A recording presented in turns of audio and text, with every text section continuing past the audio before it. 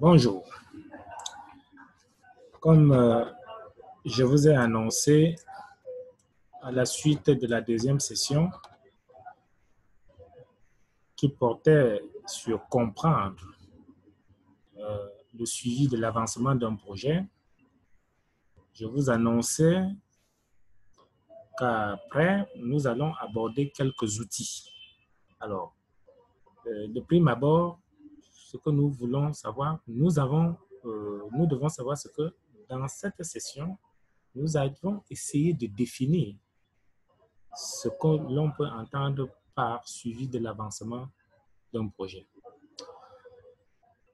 Le définir, c'est bien pour les connaissances. Intellectuellement, comme ça avait été énoncé, c'est bon pour renforcer le bagage intellectuel. C'est bon pour ceux qui veulent partager la connaissance. Mais ce n'est pas suffisant pour entreprendre et réussir un réel travail de suivi de l'avancement d'un projet. Pour entreprendre et réussir le suivi de l'avancement d'un projet, il est bon de disposer des outils. Et un des outils pour mener ce travail, c'est le relevé de suivi de l'avancement. C'est un outil technique pour constater comment la politique avance, pour constater les inconvénients, pour pouvoir... Il faut disposer de cet outil-là. Et c'est parce que cet outil est très important pour mener ce travail que je me suis proposé de mettre cet outil à votre disposition. À la suite de cette vidéo, on aura une autre vidéo qui va permettre de voir de manière claire comment cette fiche est élaborée de manière pratique. Mais il est bon déjà ici qu'on comprenne, n'est-ce pas, à quoi ça rime.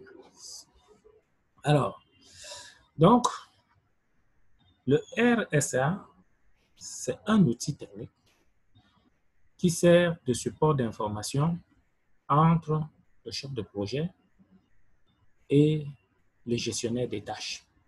Mais ça peut aussi aller au-delà. Mais pour l'instant, retenons tout simplement que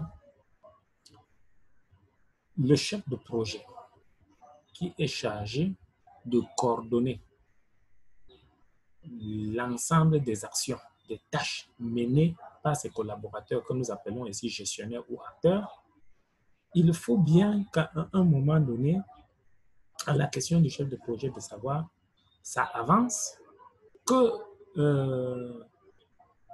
le gestionnaire puisse répondre par oui ou par non avec des preuves à l'appui. Donc, le RSA peut être considéré ici comme une preuve de l'état d'avancement d'une tâche. Donc, c'est une grille, et comme toutes les grilles, c'est un questionnaire. Appelons ça comme ça, c'est un questionnaire avec plein de variables. Et chaque variable régulièrement doit être renseignée.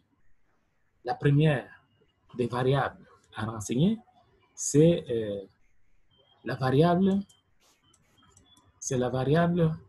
projet lui-même. La fiche, lorsqu'on la prend, on doit avoir le nom du projet, l'intitulé du projet et éventuellement un code pour ce projet. Vous savez, ce n'est pas spécifique au projet, hein. Il y a plein de choses en dehors du nom qui peut être très long, obèse. On trouve des noms déjà qui ressemblent à un code, mais qui est un pseudonyme, comme on dit, mais ce n'est pas le vrai nom, mais on en a souvent besoin, même chez les êtres humains. Quelqu'un s'appelle, quelqu'un a lui seul 4 noms et 8 prénoms, et puis bon, comme on ne va pas traîner tout ça, on va l'appeler Mimi, Coco, grand-père, des choses plus simples, c'est ça les codes en fait. Le projet est très habitué à ce genre de choses. On le verra lorsque nous allons parler de montage de projet. c'est des thématiques qui vont être abordées au cours de cette séance. Donc, au-delà du projet, des informations sur le projet, qui se concentre ici dans cette fiche au nom et au code, il y a l'information sur la tâche. Quelle est la tâche en question? Quelle est la tâche qui est suivie dans ce relevé? Alors, cette tâche-là, on doit également indiquer son nom et son numéro, n'est-ce pas? Ça, c'est extrêmement important. Donc, voilà, le nom et le numéro de la tâche. Ça, on ne peut pas faire l'économie de ça. Sur cette même fiche, n'est-ce pas, nous devons également retrouver le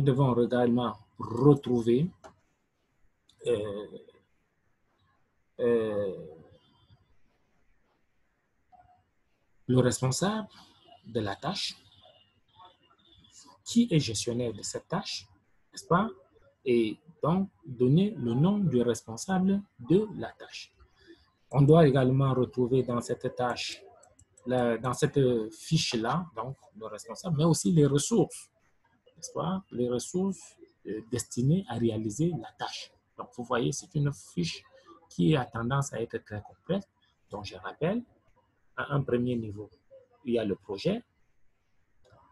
Le deuxième niveau le projet, et c'est un projet, on a deux renseignements. C'est quel projet? On donne son nom. Est-ce qu'il a un nom de code? S'il a un nom de code, qu'on le dise. Deuxièmement, on a l'information sur la tâche spécifique qui est suivie. Vous savez, un projet est constitué d'un ensemble d'activités à mettre en œuvre pour atteindre son objectif. Donc, l'activité ou la tâche ou l'action, nous devons prendre ça en compte. Et là, par rapport à cette tâche, il faut donner l'intitulé de la tâche, il faut donner son numéro, on l'a déjà dit, il faut dire qui est le responsable. Parfois aussi appelé délégataire. Mais il faut aussi préciser toujours dans la même chose les ressources qui sont affectées à cette tâche-là. En dehors de la tâche, toujours par rapport à la tâche, il faudrait qu'on retrouve sur cette fiche-là, sur ce relevé-là, toutes les tâches qui précèdent la tâche d'intérêt, la tâche en question. Mais également toutes les actions, n'est-ce pas, les tâches qui succèdent, qui viennent après la tâche d'intérêt. Et là, en ce temps-là, nous allons parler, pour celles qui viennent avant, on parlera des tâches en amont, situées en amont, et ceux qui viennent après, on parlera des tâches situées en aval. Toujours dans la même tâche, dans la même fiche, pardon, va retrouver, n'est-ce pas, les différents délais. Alors, quels sont les délais planifiés? Quand on parle de délai planifié, c'est le délai planifié par rapport à la tâche. Ça veut dire qu'initialement, en termes de prévision, cette tâche-là devait commencer quand et finir quand. C'est ça le délai planifié. Mais il y a aussi les délais au plus tôt et également au plus tard. Parce que cette tâche commencera au plus tôt quand et finira au plus tard quand, ainsi de suite. Donc, maintenant, tout ça, c'est des prévisions. La fiche va nous renseigner également sur les délais de réalisation. Au-delà du fait qu'on avait pensé que la tâche commencera à telle date, est-ce que dans la réalité, ça a commencé à cette date-là? La fiche devrait pouvoir répondre à cette question. La date prévue de fin était B. Est-ce que au jour d'aujourd'hui, on peut dire que la tâche est terminée? Et si c'est terminé quand? Est-ce que c'est concordant avec... Et c'est à partir de là que nous allons détecter ce qui nous préoccupe le plus en tant que chef de projet, les écarts. S'il y a les écarts, il va falloir les traiter. Nous en parlerons, n'est-ce pas, dans d'autres vidéos. Donc, la fiche dont il est question ici, on peut l'appeler aussi la fiche de pointage, parce que c'est là-bas que les acteurs, les gestionnaires pointent un certain nombre d'informations qui vont permettre de prendre après des décisions. Dans la même fiche, nous avons, je rappelle, c'est très important, les informations concernant le projet, les informations concernant la tâche. Et depuis, nous sommes en train de traiter les informations concernant la tâche. Une chose est très importante est de savoir, puisque c'est le but même de la fiche, est-ce qu'on pourrait avoir à une date précise l'avancement technique en pourcentage? C'est quoi l'avancement technique en pourcentage? C'est tout simplement la proportion du travail qui est fait par rapport à ce qui était prévu. Il n'est pas rare qu'on soit à 0%, ça dépend. On peut aussi être à 100%. On peut dire que la tâche est terminée. 0% peut dire que finalement, ça n'a pas encore commencé. Mais ça peut être 60%, ainsi de suite. Cette information qui est capitale pour tout le monde qui suit le projet et qui doit savoir la calculer, est une information très, très importante. Alors, dans la même fiche,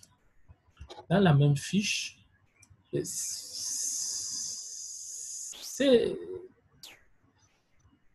le suivi d'un projet ne se fait pas, n'est pas ponctuel. Nous l'avons déjà dit, c'est continu. Et à tout moment, le chef de projet peut demander au gestionnaire de lui faire le point. Et dans la même fiche, chaque fois que ce point est fait, la date du point est notée. Et en dessous de cette date, il est noté également le taux d'avancement. La première date, par exemple, c'était le 1er juillet 2020. On était à 60%. Et puis, la deuxième date sera peut-être le 30 septembre pour faire le point. Et on sera peut-être à 40%. Et on dira si ça avance ou bien les choses, si ça a eu, si l'évolution n'est plus très normale, il faudra chercher les causes. Si l'évolution est normale, on dit qu'elle est normale et on s'attaque à d'autres choses qui constituent réellement une préoccupation. Toutes ces informations, on les retrouve sur cette fiche. Donc,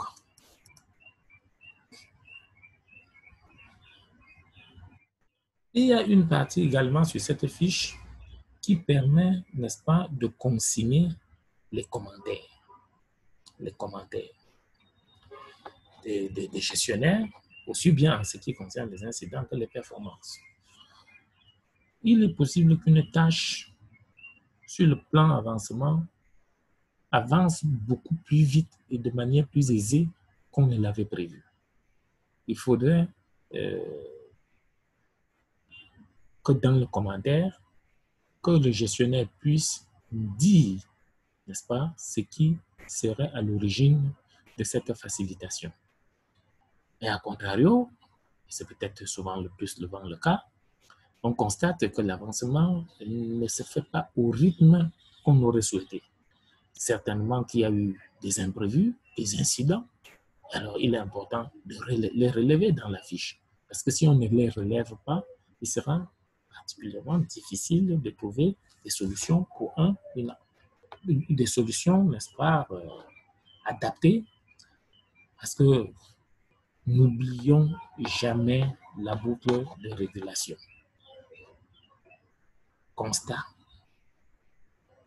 mesure, projection, prise de décision, information, ainsi de suite, reprévision et information. Ça, il ne faut pas l'oublier. Et la fiche, la présente fiche est une fiche qui nous permet de mener ce travail de constat. Nous allons vous inviter maintenant à prendre connaissance de la deuxième vidéo associée à la présente, parce que là, j'ai fait une présentation un peu théorique. Nous allons donc ensemble, de manière pratique, construire une fiche réelle en positionnant, n'est-ce pas, chacune des variables dont il a été question dans cette formation sur sa place. Ces deux vidéos vous permettront l'exploitation, n'est-ce pas, de ces deux vidéos vous permettront de répondre aux quiz associés pour évaluer vos connaissances. Au cas où vous serez à une moyenne d'après 12, vous pouvez solliciter, n'est-ce pas, une attestation moyennant les petites conditions qui y seront associées. Toujours est-il dit que, également, je vous invite, en tout cas pour ceux qui auront répondu au quiz, à participer, n'est-ce pas, au live en direct sur Zoom ou toute autre application que nous allons mettre en œuvre pour, à la date prévue, pour qu'on échange et que je puisse répondre en direct à vos préoccupations. Merci de votre très aimable attention.